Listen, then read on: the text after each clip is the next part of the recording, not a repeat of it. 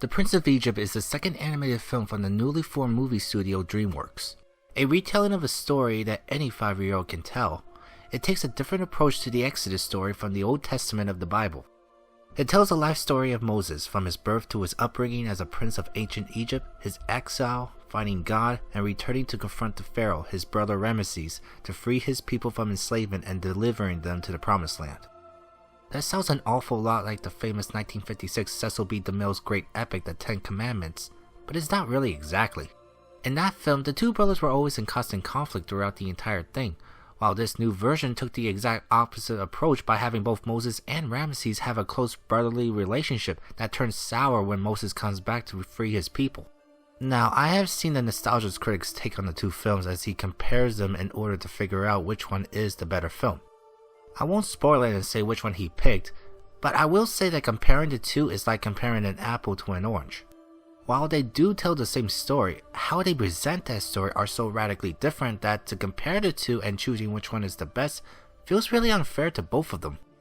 One is a live-action film from the 50s where movies were in decline in terms of popularity thanks to the invention of television, so the film was made on such a grand and epic scale in hopes of bringing more people to the cinema. The other was made in the late 90s where animated films geared towards the families have regained popularity thanks to the Disney Renaissance. Jeffrey Katzenberg, one of the founders of DreamWorks, worked at Disney during that time period and saw it firsthand and had wanted to remake the Ten Commandments. For a long time, ever since I was a kid when I first saw this, I never really fully enjoyed it myself. I've never hated it, but I certainly couldn't say that I liked it as much as the other kids I knew back then did. Now, after several years since the last time I watched it and having seen the Ten Commandments only once and blowing my mind with its story, characters, and the presentation that still have an effect on me to this day, I went back to view this as an update and, I got to admit, a small sense of admiration did appear. For DreamWorks' second attempt at an animated film, this is pretty impressive. Of course, many of the animators were from Disney, so they have the people to take on the project as big as this. It's gorgeously done and the animation is just jaw-dropping at points. The dream sequence is cleverly done in a way where they use Egyptian art as a way to heighten their surrealism with excellent artwork and animation. But the biggest one of all, without a doubt, is the parting of the Red Sea. This whole sequence alone took 4 years to complete, combining hand-drawn animation with computer graphics that doesn't feel like they offset each other, but only to bring a sense of wonder and awe to the miracle that have appeared before us. What's even greater is that this part is extended as if it wanted to give more credence to the story by having the people traverse across the seabed. It's stunning to watch in its grandness and simplicity, and it's definitely one of the most impressive animated feats that will make Disney himself jealous. Unfortunately, the style and the animation is the one and only bright spot for me, which thankfully there are plenty of them for me to be dazzled by. For the adaptation of the Exodus story, they admitted at the start of the film that they took huge artistic liberties in order to tell the story without sacrificing the heart of it. Whether they succeed or not can be up for debate, but while they definitely didn't dumb down the narrative to appease the children, they certainly modernized the story and characters just so they could make them more likable and relatable. There's certainly nothing wrong with that, as all animated films done by studios would do that if they hope to connect with the audience to make a profit, but for me, while I don't object to making the relationship between Moses and Ramesses as the heart of the film and presented it as they did, it felt too simple for my taste with a story like this.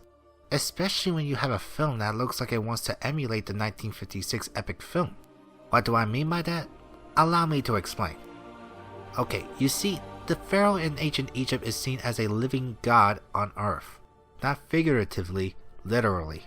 Which means whatever he says, goes. So when you have, say, some guy who comes to his kingdom claiming that his god wants the Pharaoh to release all of his Hebrew slaves, that's like telling the Pharaoh, my God is stronger than you. So when the Pharaoh tells Moses to piss off, Moses responded by sending in the plagues. After each plague, if you remember, the Pharaoh says that he will let the slaves go. Once the plague disappears, the Pharaoh changes his mind and refuses to let the Hebrews leave. By doing that, the Pharaoh is exerting his godlike power, that he alone can determine the fate of the Hebrew slaves, not some other god that he has never heard of before. While there is that conflict with the two priests, it's still downplayed as the film wants to focus more on the relationship between Moses and Ramesses, and their falling out when their futures go in opposite directions. Because of that, it kinda took away from the whole point of the story because it seems to have more interest in the two characters than in the conflict itself. While some people might find it complex, I myself find it rather simple. Obviously it would affect their judgments and their actions, but I don't really feel like the stakes are really rising. It feels more like the two are having a lover's spat. It's just one part of the whole story, and the film is relying on its audience to know the original story by heart to fill in the holes, which I find that to be pretty lazy. As for the characters, they managed to get themselves an impressive cast, which half of them sounded like they didn't want to be at the recording booth in the first place. While Val Kilmer, Ray Fiennes, and Michelle Pfeiffer all did well with their roles, others like Sandra Bullock, Jeff Goldblum, Steve Martin, and Martin Short just falls flat for me. Sorry, I'm so sorry. Oh, please forgive me. I didn't expect to see you. Or you didn't see because you didn't wish to see. Ah. Well, that makes everything fine then. It's Ramesses. You're in trouble, young man. Get down here. I think you owe us an apology. They clearly have no experience in voice acting, as is usually done all by themselves with a director to direct them one scene at a time with nobody to act with. It's as if they weren't pushed hard enough because they were big stars at the time, or that the roles they were given is not really that significant to the entire story. Seriously, how could they get rid of Aaron's role as Moses' partner? I think that was a major missed opportunity in exploring the theme of brotherly love. Overall, it's not impressive, but it's fine for what it is. And of course, because they want to replicate that Disney magic, they went on to incorporate music and song into it. This is just speculation on my part, but I think they wanted to outshine Disney by making it more heavy and thoughtful with its music and meaning to counteract the cutesy feeling that Disney is always known for. They probably were also hoping for an Academy Award nomination for Best Picture. While the songs are definitely memorable, as they sometimes play in my head every once in a while like an annoying jingle, and they are good and catchy, is it just me, or do some of the songs spell out their message? If a man lose everything he owns, has he truly lost his worth?